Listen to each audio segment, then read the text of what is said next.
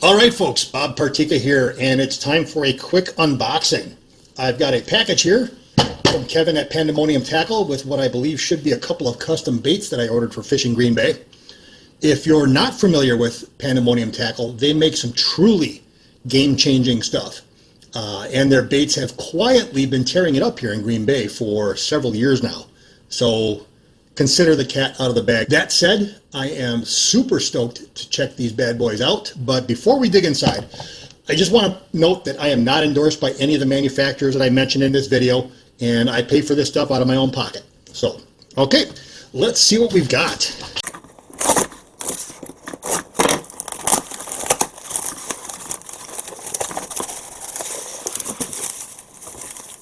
What I ordered are some really special and unique bucktails from Pandemonium Tackle's line of baits called the Marvin, which you may have seen on Team Rhino Outdoors or at Taps and Tackle or the Wisconsin Musky shows this past spring. Now you may be familiar with the Marvin 88s, which have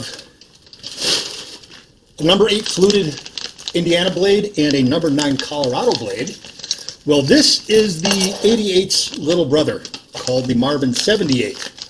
I stuck my first fish on one of these, I think in 2021, and I believe it's been widely available since 2022. So it's been hammering fish for a couple years now. The 78 features a number 7 fluted Indiana blade, a number 8 Colorado blade, and these are 9.5 inches long and weigh just under 3 ounces. So I got 2 of them here. Now, I had both of these custom made for some of the areas that I fish, primarily on the Green Bay system, not just the bay itself, but also various other tributaries and bays across the entire watershed. The unique thing about these Pandemonium bucktails is their construction. These are quite possibly the most well-built bucktails I've ever come across in all my years of chasing muskies. Now, I'm not talking about fancy or insane skirt ties or exotic hackles or wild paint jobs on the blades. I'm talking about the actual components and construction. These things are built for war. Now, at the top of the list is the wire that's used for the shaft of the bucktail itself. The standard wire used on bucktails can bend and kink and not only alter the action on a bucktail, but also weaken the wire. Now, this solid wire is made from a proprietary space-age alloy that Pandemonium Tackle has dubbed their Roswell material. Now, I don't know if this was alien technology discovered at the infamous UFO crash site in Roswell, New Mexico. We may never truly know. However, what I do know is that this wire is flexible and kink resistant. I can literally bend this bait completely in half. It goes right back to its original alignment without kinking. Now, what that means is this bucktail is able to withstand fish after fish after fish without having to worry about kinking the main wire and ruining the action or structural integrity of the bait. So I don't have to worry about having to replace the wire shaft and rebuild, especially a really hot bait, if it gets completely destroyed after battling a fish or two. And as I mentioned at the beginning, this is truly game-changing stuff, folks.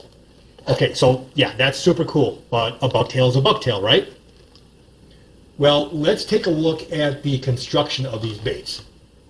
Now, what I'm talking about is the components and small details that matter a lot to me when I'm incorporating gear into my arsenal. Almost every single bucktail that I don't make myself, I modify in some fashion or another and transform it into what works for me and how I fish. These, I can pretty much fish right out of the package. I might swap out the trailer at the end. You've got a twin tail here. I might swap those out for a larger profile grub for added thump and contrast, but these work absolutely just fine as is. Let's start at the top of the bait where we've got a heavy-duty, solid, welded ring, not a split ring, that you can attach your leader to with either a split ring or your preferred snap. Now, just below that, we move on to the Roswell wire shaft itself, with a sealed and shrink tubed wrap just above the blades. The premium blades are affixed with a dual clevis system. so the blades move independently for both an amazing thump and immediate spin as soon as I start cranking it in. Now below that we've got a couple metal beads, and then we've got a spacer, and then a couple more beads just above the skirt. And nestled between these lower beads is a stinger hook that has shrink tubing that extends beyond the shank, covering the crease or the throat of the treble itself. Anyone who's fished tinsel skirts like cowgirls or spankies, etc., knows that tinsel is the enemy of this throat area on a front stinger treble. The tinsel gets wedged inside there. Here's a standard treble, and here's a tinsel. The tinsel gets wedged in the throat and gets stuck there, eventually burying the whole hook and preventing it from dangling free. Now, the shrink tubing, however, eliminates the skirt from wrapping up and getting stuck on the front treble. Now, this is something I do to all my bucktails, but it's one less thing for me to worry about with the Pandemonium base. Not only that, but they understand something that a lot of people don't pay attention to, is that you need to rig these front stinger trebles using dual split rings. One wrapped around the wire shaft between the lower beads, and another attached perpendicular to attach the treble. Now, why is this necessary? Well, we see plenty of fish headhunt bucktails, which is why a lot of us add these front stinger hook trebles, especially to our larger baits. This second split ring adds another absolutely essential point of articulation to make it free hanging and able to be turned and torqued in any direction. And what this does, it prevents the fish from gaining any leverage and spinning your hook. A single split ring can actually work against you here, and that's something a lot of folks don't realize. It's the same concept that applies when adding a split ring to, say, all of our rubber or dive and rise baits if we use leaders with snaps, especially stay locks. It adds one more point of articulation between the eye of the bait and your leader to minimize leverage for the fish or opening your snap, especially stay locks. This is how easy it is for a stay lock to come open on a fish. Go ahead, John. There you go. People wonder why they lose fish with these fucking things. Yeah. Split rings all the way. Every time, too. Unfucking believable. And below that, we've got the premium hand-tied skirt with both marabou and tinsel. Now, these come in a variety of patterns that you can check out online at either, say, TRO or Taps and Tackle. And then below the skirt is a standard egg sinker weight with shrink tubing all the way down the wire, over the split ring, down the shaft of the rear treble, and again, extending over the throat of that treble.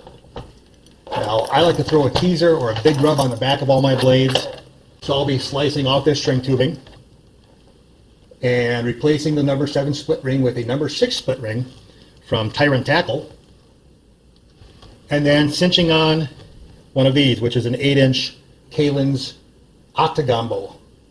I'll cinch that up over the treble, over the split ring, and up to the egg sinker. So if you're interested, you can check out my Musky Mods video called Unsuck Your Bucktails #1 on how I do this. Again, these work great as is, but I just like to throw something a little bit different out there.